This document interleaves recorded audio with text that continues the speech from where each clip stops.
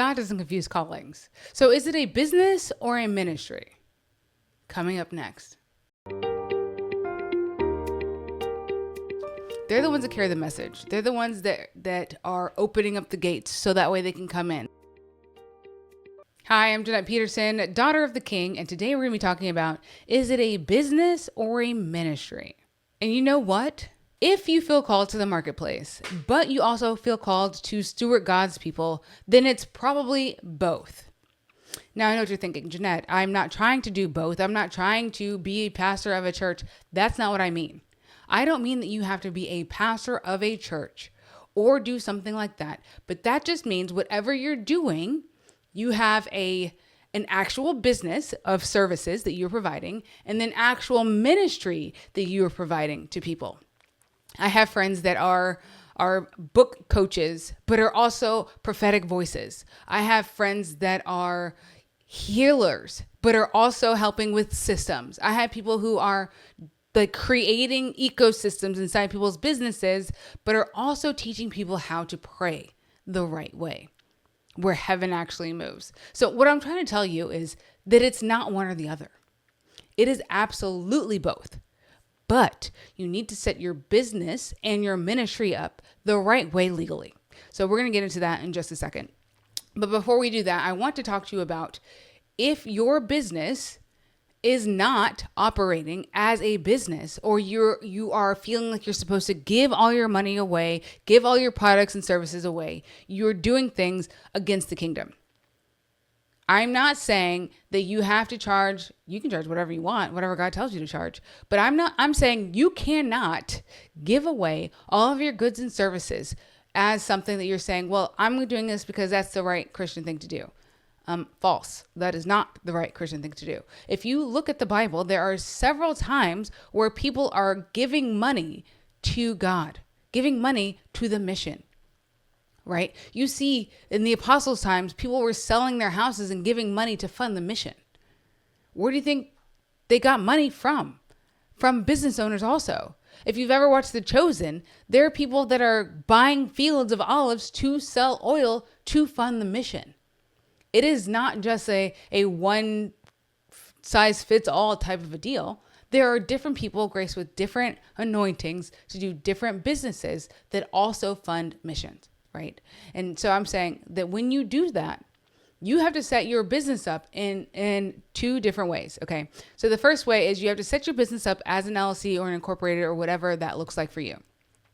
You have to set it up properly with the bank accounts and all the things. But you also have to set up a 5013C. It is both, because in that 5013C, you can hire the business to do things. Some people can't afford the business, so you can give out discounted services from the ministry.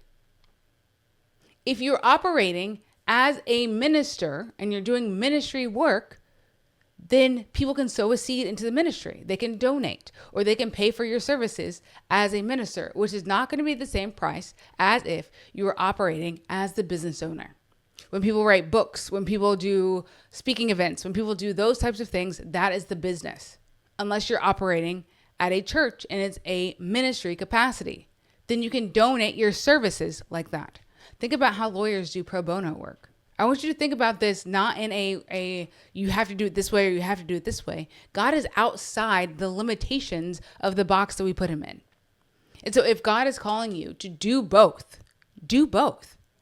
It doesn't have to be complicated. It doesn't have to be this thing where you have to figure it out or do these other things. It's literally just do both. Literally, you just set up your bank accounts twice. 2 different bank accounts. Will it be more paperwork? Sure, but God wouldn't have never asked you to do that unless he thought that you could handle it. So go ahead, girl, set up those 2 bank accounts, set up those 2 entities, go ahead and pay Caesar, pay your taxes, do what you need to do, but set it up both. 2 different websites, 2 different email addresses. You can do it. You did it once, you can do it again.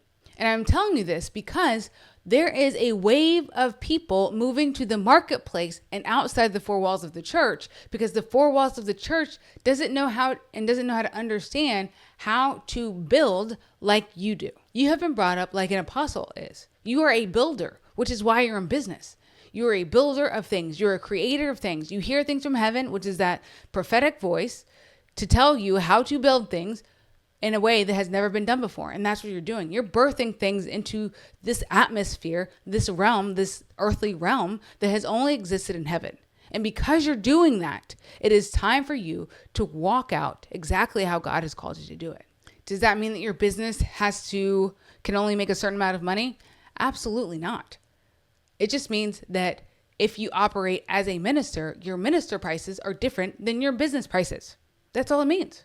It means nothing else.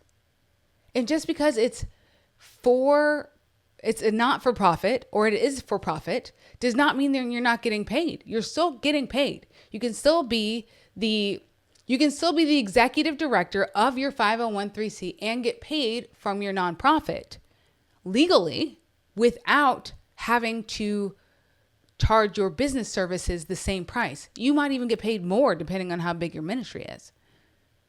Okay? So I need you to just set it up the correct way. So let me break that down for you again. You're buying two entities, LLC or incorporated, depending on how much income you are creating, and a 501(c). There are different rules for both. Look it up. I am not that person. I am just telling you what God is telling me on how to operate. I am not the person that's going to, I'm not a teacher. I'm a builder. So I'm telling you how to build it. You need to go find an actual architect for you to build it the way that your business is set up, because that's going to be specific to you. But you do need two sets of bank accounts. You do need to make sure that your books are in order. We are not playing with the government here. This is not what I'm saying. We are going to do exactly what God is saying and fit it into the box of where we live now in the IRS and all of those things. Okay. Sorry, I keep hitting the mic. So go out right now and do that. And I'll see you next week.